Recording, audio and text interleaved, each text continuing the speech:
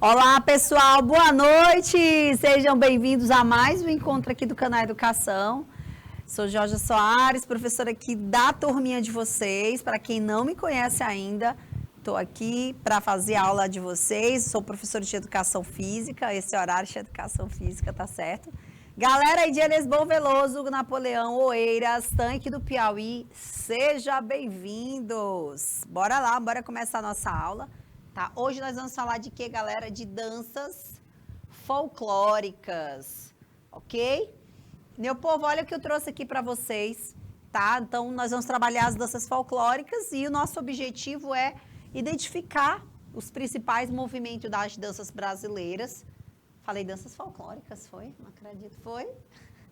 Gente, eu falei danças folclóricas, a cabeça aqui deu uma bugada agora legal, né? Gente, danças brasileiras, não é dança folclórica, tá bom? O objetivo da nossa aprendizagem hoje é identificar as principais danças brasileiras, tá? E trazer aí essas relações aí com outros movimentos de dança, tá bom?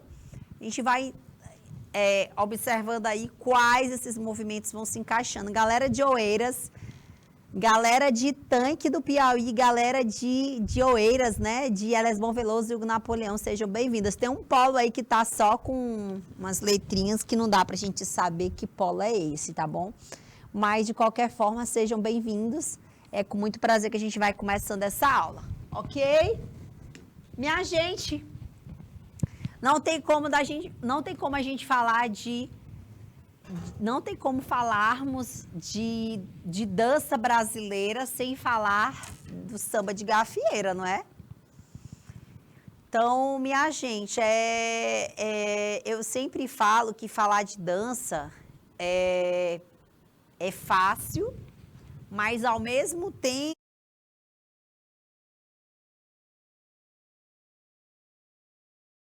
que ocorre no processo de construção dessa dança.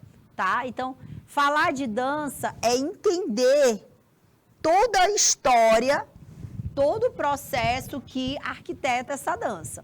Então, quando a gente fala de dança, a primeira coisa que a gente vai pensar é nesse processo histórico. Tá? Então, as danças do Brasil, elas são segmentadas da seguinte forma, elas foram sedimentadas, né? Elas foram construídas, elas foram arquitetadas num solo, num país onde a gente teve uma mistura de raças muito grande. Então, vamos dizer, quais povos colonizaram o nosso país, né? Que população colonizou o nosso país? Né? Quem esteve na colonização do nosso país? Então, nós tínhamos aqui na nossa colonização Portugal, nós tínhamos França, nós tínhamos Holanda, nós tínhamos alguns países ali da Europa, mas, junto com esse povo, quem foi que chegou no Brasil? Quem foi que chegou no Brasil? Galera, Lindinalva, boa noite, seja bem-vinda. Quem foi que chegou no Brasil, galera? Chegou a população escrava, né? Chegaram os africanos.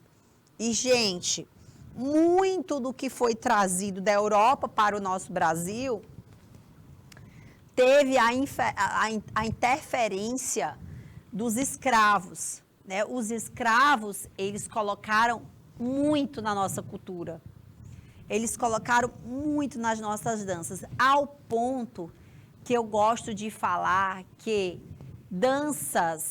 as danças brasileiras, elas são caracterizadas da seguinte forma. Eu gosto de dizer que 99%, tem dia que eu digo que é 99%, tem dia que eu digo que é 98%, tem dia que eu digo que é 900,99%.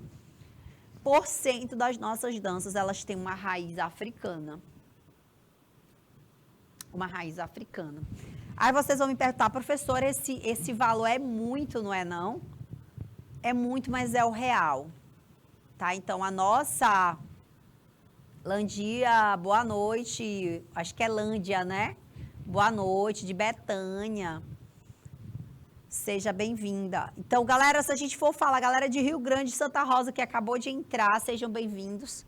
Se a gente for falar o que essa população fez para as danças, não só para as danças, mas para todo o nosso contexto, eles representaram muito. Então, muito do que nós temos hoje tem a interferência dos escravos. Aí, gente, vocês vão pensar assim, mas isso aconteceu no Brasil.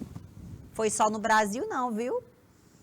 Nós tivemos países como, por exemplo, os Estados Unidos, que nós temos um movimento de dança muito forte nos Estados Unidos, que é o soul, tá? O black music. As danças, muito das danças americanas têm ali a ideologia não, a interferência dos negros que lá habitavam. Então, quando falar de dança, vocês, principalmente no nosso território, vocês vão lembrar sempre, a partir de hoje, que 99,9% das nossas danças tem uma interferência aí dos africanos. E a samba de gafieira, um movimento extraordinário, ele é a dança que traz aí a representação do malandro, tá? Ele traz exatamente a dama. O malandro, eu não sei se vocês sabem, mas a dança de casal, ela tem um formato, né? Esse formato é exatamente pensando na configuração que é o movimento da dança, tá? E trazendo essa perspectiva que o movimento traz ali, todo o contexto que foi vivenciado, né?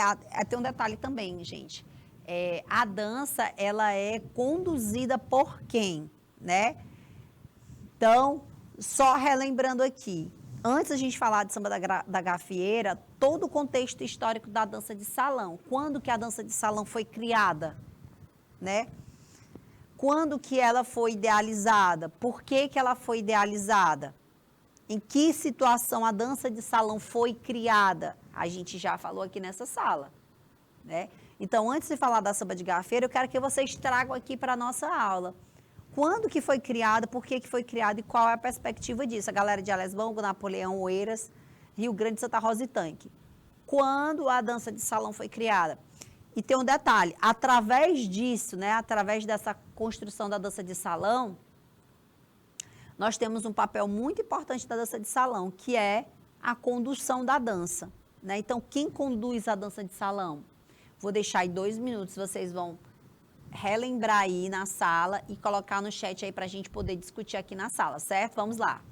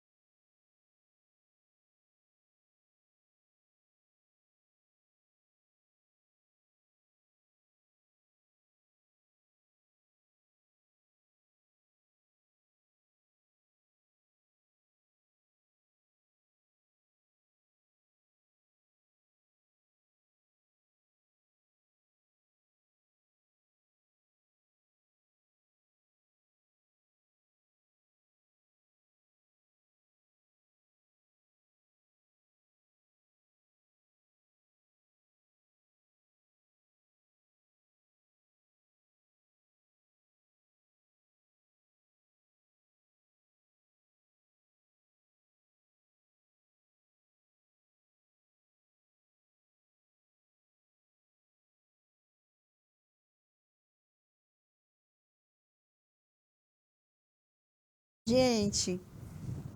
Então, galera, só lembrando aqui do contexto histórico da dança, tá? Só lembrando desse contexto histórico, quero que vocês lembrem que a dança foi criada, a dança de salão, ela foi criada ali lá no auge da Idade Média, né? No ápice da Idade Média, no alto da Idade Média, e a partir dali, essa dança, ela foi ganhando repercussão. Agora, óbvio, o formato da dança lá da Idade Média é completamente diferente lá do período pós-moderno, né? Lá do período contemporâneo. A dança de gafieira, ela não é tão longe, né? É um período já moderno. E, galera, eu perguntei para vocês quem era que conduzia a dança de salão. E, gente, quem conduz dança de salão é sempre o homem, tá? Sempre o homem que vai conduzir essa dança. Aí vocês vão me perguntar assim, professora, por que que é o homem que conduz a dança? Tá? Vocês vão me perguntar por que que é o homem que conduz a dança. Primeiro, galera, é o homem que conduz a dança porque pela construção histórica dela, né, pelo tempo histórico que ela foi construída, quem dominava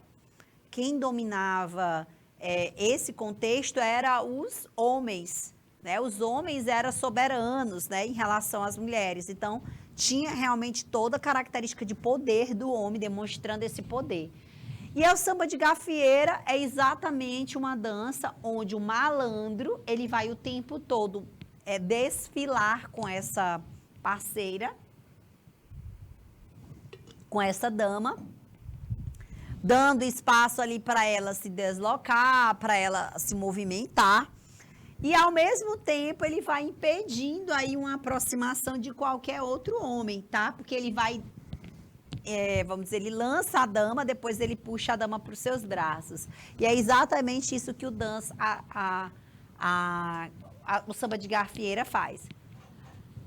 Detalhe, toda dança, quando a gente vai falar de conceitos históricos ou de aspectos da construção dessas danças, a gente tem sempre que levar que cada dança, né, traz aí exatamente uma referência. A gente traz uma referência de outro estilo. Então, a referência aqui da dança de gafieira, do samba de gafieira, é a influência do maxixe. E olha só aqui, gente, o tango. Então, para quem não sabe, o samba de gafieira é exatamente uma referência aí do tango, tá? Traz aí exatamente uma referência do tango, tem uma influência aí, né? Então, ele foi desenvolvido primeiramente no Rio de Janeiro. Hoje, o samba de gafieira, ele é dançado por todo o Brasil, tá? E tem se espalhado aí por vários países, principalmente na Europa, na Oceania, na América do Norte. Eu não sei se vocês sabem, mas essas danças de salão, aqui no Nordeste, acho que a dança que é mais de salão, mais importante pra gente é o forró, né? Gente, mas aí afora, nos outros estados, eu vou falar daqui um estado para vocês, Fortaleza, Recife, Bahia, não sei, mas Recife, Fortaleza, tem uma galera que dança mesmo, dança de salão, valendo, né? Aquela galera que realmente tem uma cultura de dança de salão muito forte. Forró, galera, o que é o forró? Eita, que nós vamos falar de forró, né? Forró é um negócio que todo mundo gosta de falar. Agora, antes de falar do forró, eu queria de verdade que vocês lembrassem para mim, tá? Lembrassem de verdade de um tipo de forró, né? De um forró que vocês já dançaram, que vocês tiveram experiência. E qual é a experiência que vocês... Eu vou contar a minha experiência, depois vocês fiquem à vontade para colocar o de vocês aí no chat. Quando eu era criança, eu ouvia, antes de chegar as bandas, forró eletrônico. A gente vai falar desse forró eletrônico. Mas antes de chegar o forró eletrônico, gente, a gente tinha um forró tradicional. né? E o forró, para mim, ele me faz lembrar de várias pessoas, inclusive dos meus avós, né? Que são nordestinos, que tem toda uma história de forró. E eu vou falar uma coisa para vocês. Uma música que marcou para mim, que para mim ela é simbolismo de forró, né? O simbolismo do forró é a Asa Branca, né? E ela representa muito para a nossa história, para o nosso Nordeste, tá? A Asa Branca, para mim, é um sinônimo, galera de Santa Rosa aí, é um sinônimo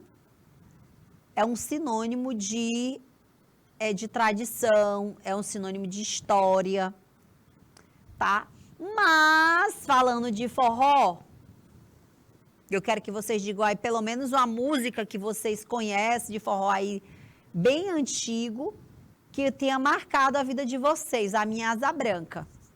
Inclusive, eu tocava, gente, Asa Branca no saxofone, adorava tocar saxofone e essa música. Agora, eu queria que vocês dissessem para mim, tá? Que música. Mas antes, eu queria que vocês me falassem, né, se vocês sabem, se vocês não sabem, dançar forró. E se vocês sabem da história, da construção do forró no Brasil. Se alguém souber, conta aí pra gente, tá? A gente tá aqui esperando vocês responderem. Eu sei que a galera tá aí só assistindo a aula e não tá querendo falar nada, né? Tá todo mundo quietinho. Galera aí de Betânia, galera de... Só de Betânia, é? Não, galera de Curral Novo, Elesbão, o Napoleão, Morro dos Chapéus, Oeiras, Rio Grande do Piauí, Santa Rosa e Tanque. Quero ver vocês respondendo, hein? Rafael, 2 minutinhos.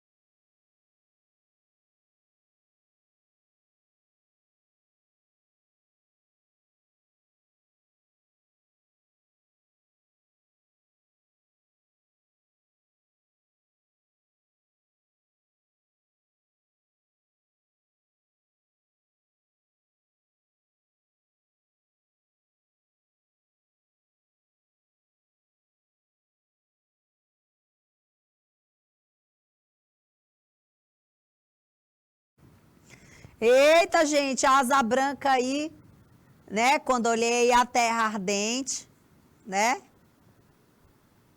Eu perguntei a Deus do céu, ai, por que tamanha judiação? 17.700, eita, aí tu foi longe, galera de Tanque arrasou, vocês arrasaram, 17.700, é massa essa música. Gente, que música, hein, vocês me surpreenderam. Galera de Tanque, todo o meu abraço, meu cheiro, o coração de vocês é 17.700, tá enganada? É 17, essa música é? Será que é? É 17.700, é isso? Eu acho que é, não é? Eu já ouvi demais, gente, essa música. Então, vamos lá, gente. Não tem como falar de forró e não lembrar, né, do significado do forró pra gente. Forró é o simbolismo mais importante, é uma das coisas mais importantes aqui para o nosso Nordeste, certo? Agora, muitas pessoas não sabem qual a origem da palavra forró. Alguns historiadores falam que essa palavra forró vem do termo forró-bodó, que é uma derivação aí, utilizada aí do termo africano, né? Tem um termo, uma variante aí galego-portuguesa, que diz que é for-bodó, que vem da palavra francesa fox-bordon, que significa desentoação. Mas também diz que isso era um termo utilizado pelos escravos, certo? Existe outra terminologia e outra teoria, é que o termo forró surgiu de uma expressão inglesa que é for all, que significa, galera, para todos. Era uma festa que era dada, né, lá em Pernambuco, na região de Pernambuco. Eles estavam fazendo ali as ferrovias, os engenheiros britânicos, os engenheiros ingleses, estavam construindo a ferrovia de Great Western, tá? E eles promoviam festas. E essas festas eram festas para figuras ilustres, né, para o povo mesmo rico. E aí eles denominavam essas festas, esses eventos, depois que eram abertos ao público, tá? O termo for all, que significa para todos. E foi a partir disso, eu acredito muito nessa teoria, conhecendo o brasileiro, né? A gente adora aportuguesar as palavras, a gente adora fazer isso, eu adoro, gente, a gente adora criar palavras, né? Então, na criação da palavra, veio aí, imagina falar for all, for all, for all, for all, for all, é assim, ó, a escrita. Minha gente, Maria, eu fico só pensando no nordestino falando isso, for all, for all. E, gente, é muito cara do Nordeste. É verdade, não é, gente? Não é verdade? Não é muito cara do nordestino fazer isso? Então, somente em 1950 foi usado, de fato, a palavra forró, cara do Nordeste, cara do povo do Nordeste, exatamente com o nosso compositor aí, Luiz Gonzaga. Ele escreveu a música Forró do Mané Vitor. E a partir daí, gente, que essa expressão de forró foi bastante repercutida. Em 1958, veio outra canção aí que também ganhou, foi chamada de Forró no Escuro, que também fez muito sucesso, e as pessoas começaram a popularizar o forró. Imagina isso, gente, 1950, cara do Nordeste, né? Cara do povo brasileiro. O brasileiro não tinha essa racionalidade, né, de trazer as palavras em inglês. Ninguém nem falava inglês aqui, as pessoas queriam falar inglês, né? As pessoas queriam falar mesmo só português e olha lá. Imagina, no interior do chão batido. Então, sobre a origem, né, sobre esses bailes que aconteciam ali no final do século XIX, era chamado de forró-bodó, forró-dança, forró-bodança, forró-bodão. E esses bailes, gente, eram de chão, de piso batido. E aí, para que não houvesse poeira, né, eles faziam ali aguavam, né, como a gente diz no interior, aguava o terreiro, para exatamente fazer um forró arrasta-pé, né, rasta-pé, que é muito comum no interior, até hoje é muito comum. É mentira ou é verdade, galera? Agora tem uma coisa bem particular para contar para vocês sobre o forró. Aí, gente, em 1990, nós tivemos aqui, né, o forró e tal, em 1950, final do século XIX, essas festas começaram a ser bastante produtivas. E em 1990, nós vamos ter a aparição do forró elétrico, tá? Vocês sabem dizer qual a diferença ali do forró elétrico para o forró tradicional? Alguém sabe me dizer? que é que vocês acham que é o forró elétrico, galera? O que que é o forró tradicional? Vou deixar um minutinho para vocês, galera de tanque, bora arrasar aí na resposta, hein? Vamos lá, um minutinho só.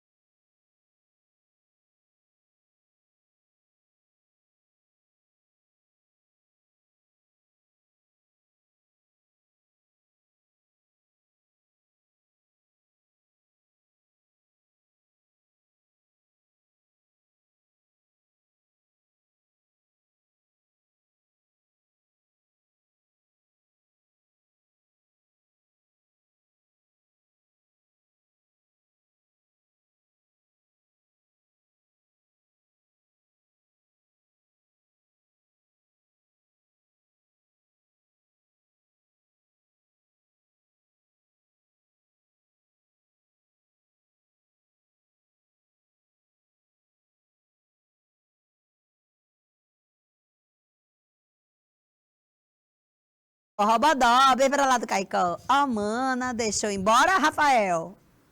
Maninha, deixa eu só. Ó, mana, deixa eu ir no forró bodó. Vem pra cá do Caicó, no forró bodó. Gente, eu tô cantando forró bodó aqui. Tem gente que tá se acabando de rir aqui, minha gente.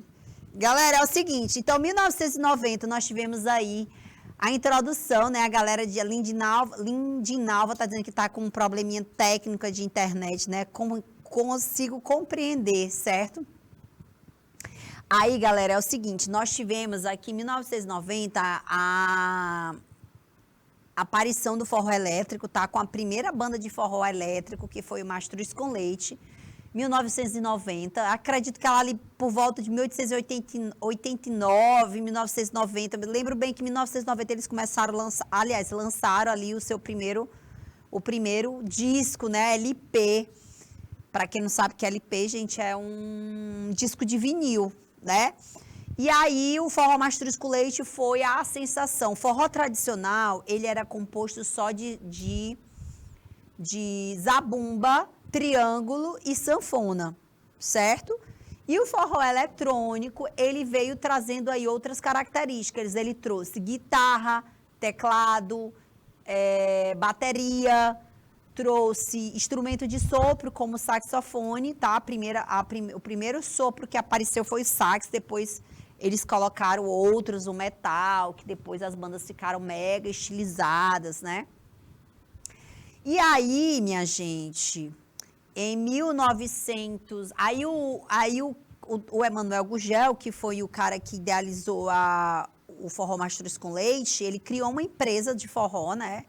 Um segmento de forró que foi muito importante para tudo que é forró que existe hoje em dia, tá? Mas, lógico, a gente não pode esquecer que o precursor disso tudo é Luiz Gonzaga, né?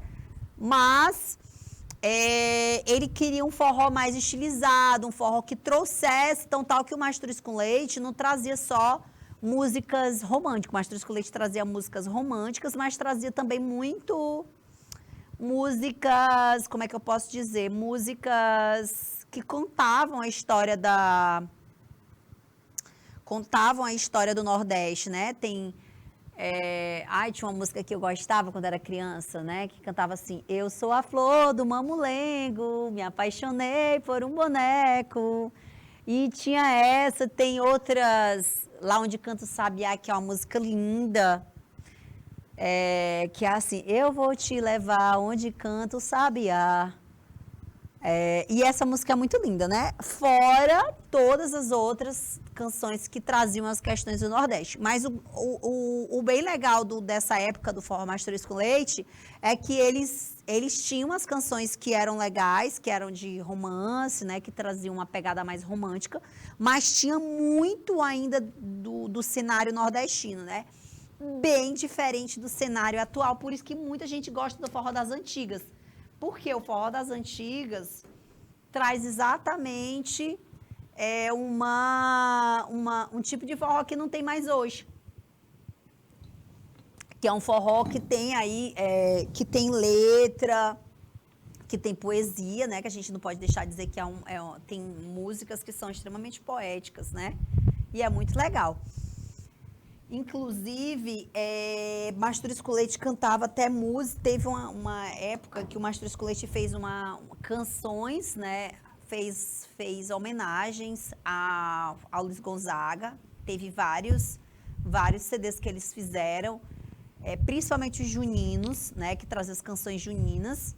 Teve também homenagem ao Luiz Gonzaga. Teve homenagem ao Patativa do Assaré. Não sei se vocês sabem quem é Patativa do Assaré. Patativa do Assaré é um poeta nordestino. O cara, ele é muito, muito conceituado. É um dos grandes poetas do Nordeste. Tá? E o Mastro Esculete fazia essas homenagens. Eu achava bem legal. E é uma banda que eu gostava muito. E lambada, galera. Trocando aqui de ritmo, a gente passou a fita agora para lambada. Agora quero saber, eu acredito que a maioria de quem está aqui no chat, aí nos polos, ouviu lambada uma vez na vida. Tu dançou lambada, não dançou, bonita? Rafael dançou lambada também, não dançou, Rafael? Você tá dizendo que não, mas eu sei que você dançou, viu? Olha, eita, Saga de um Vaqueiro, a galera de Tanque do Piauí falando, Saga de um Vaqueiro é massa, né? Linda essa música. A música que tem mais de 7 minutos, né? A música top. A história da Saga do Vaqueiro também é massa. A Ave Maria adora essa música também. Eu sei cantar um pouco dessa música. Não vou cantar toda aqui porque a gente não tem nem tempo para isso. Mas uma hora depois eu faço que nem um teste. Vou entrar nas aulas agora só cantando.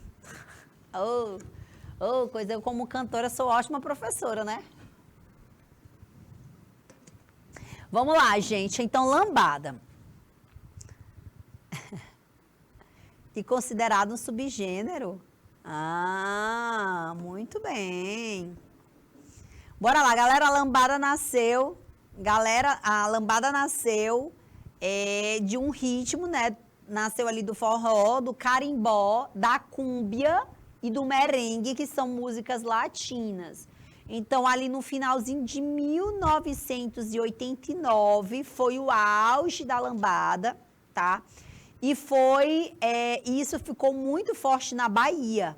Até hoje, gente, na Bahia se toca lambada, viu? Então, ali Porto Seguro, eles ainda tocam ritmo, certo? Gente, aí o que é mais interessante da lambada? Eu acredito que muita gente deve ter dançado lambada, né? E a história da lambada é que a lambada traz muito swing. Por que traz muito swing? Olha só, gente, quais as músicas que deram ali, que eu posso dizer assim, essas músicas trouxeram, na realidade, referência. Olha as músicas que trouxeram referência para a lambada. Forró, carimbó, cúmbia e merengue. Merengue. Ai, adoro falar merengue. Aí não tem como não falar disso, né? Llorando se foi, que é chorando se foi quem um dia só te fez chorar. Eita, que eu já tô danada, né? Tô cantadeira que tô danada. Então, galera, quem nunca ouviu essa música, né? Quem já não ouviu a Ivete Sangalo cantando essa música várias vezes, vários cantores já cantaram essa música. Isso foi um hit na década ali de 1980, entrando para 1990. Gente, o que era mais interessante da lambada, né? Era que a lambada, o cavalheiro, ele dançava com 2, 3 dançarinas, né? E elas faziam as acrobacias. Então, a lambada, ela ficou muito conhecida exatamente por ser uma dança, tá? Uma dança que trazia muita acrobacia. O forró, gente, é porque as pessoas não sabem, mas o forró, a princípio, ele era somente o quê? Ele era somente o arrasta-pé. E, posteriormente, esse forró, ele virou o que nós temos hoje, ele virou o que nós chamamos hoje de, vamos dizer que era um misto de lambada, né, com o forró tradicional, certo? Por isso que a gente tem ali o formato do forró um pouco diferente, certo? No início, gente, da lambada, ela era praticada ao ar livre, tá? As pessoas dançavam nas barracas de noite, depois eles foram se colocando ali para as salas de baile, né? Para os salões. E o mais interessante, né? Foi a possibilidade de dançar abraçados ao par. Eu não sei se vocês sabem, né? Mas a construção da dança, a dança de salão, ela se faz exatamente por essa configuração, por trazer essa proximidade de estar perto do casal. E a dança, principalmente, né? Principalmente a lambada trazia muita sensualidade. O samba de gafieira traz muita sensualidade. E é uma coisa bem interessante, né? Que a partir desse contexto da dança, dessa possibilidade de dançar agarrado, que muitas pessoas se atraíam pela modalidade, né? Um detalhe muito importante, a improvisação. Então, o fato dessa dança trazer muito movimento, eles poderiam improvisar, certo? Então, quanto mais o repertório daqueles atletas, daqueles dançarinos, quanto mais eles tivessem experiência com movimento, mais fácil seriam para eles, né? Então, quanto mais acrobacias eles faziam, movimentos, né, da lambada, tinha muita acrobacia, era jogar a mulher para cima, jogar a mulher para baixo, fazer a mulher girar. Isso tudo era a forma que a lambada era dançada, né? E aí, gente, a música eletrônica veio, dominou as pistas, que foi o auge ali da década de 90, tá? Que foi literalmente o que a gente... Eu não vou nem dizer, porque senão o pessoal vai dizer que eu sou velha. Eu vou falar não, gente. Se eu falar, vocês vão dizer que eu sou velha. Pra quem não sabe, gente, quando a música eletrônica chegou ali, 90, 92, a gente tinha ali o que chamava, que era pop na realidade, era a música eletrônica... Vou ter que falar, né? Era chamada de balança, não sei se vocês lembram. Eita, é o novo. O balanço. O Rafael dançou balanço, viu, Rafael? Se você disser que você não dançou, você tá mentindo. Você dançou balanço também. Todo mundo dançou balanço. A outra só rindo, que ela não quer se entregar. Gente, então foi exatamente isso, tá? No final ali dos anos 90, no início dos anos 90, que surgiu o auge do balanço, que esse balanço, gente, transformou aí, literalmente, o mundo da dança. Foi daí que começou realmente a gente se afastar, né? As danças de casais, elas foram perdendo um pouco de força, tá? Por quê? Porque surgiu uma nova configuração. Falando de outra dança brasileira, né? A gente vai falar aqui do shot rapidinho, que a aula já tá finalizando. A cadência musical do shot, gente, é de uma dança de salão portuguesa, tá? Esse shotin é um termo alemão que foi traduzido aí no sentido de dança escocesa. Na realidade, ele tem o sentido de escocesa. E ela é uma versão aí da polca, tá? Gente, essa dança, na realidade, ela traz uma referência aí portuguesa. Mas, como eu falei para vocês, chegando no Brasil, gente, as coisas dão uma mudada, não é?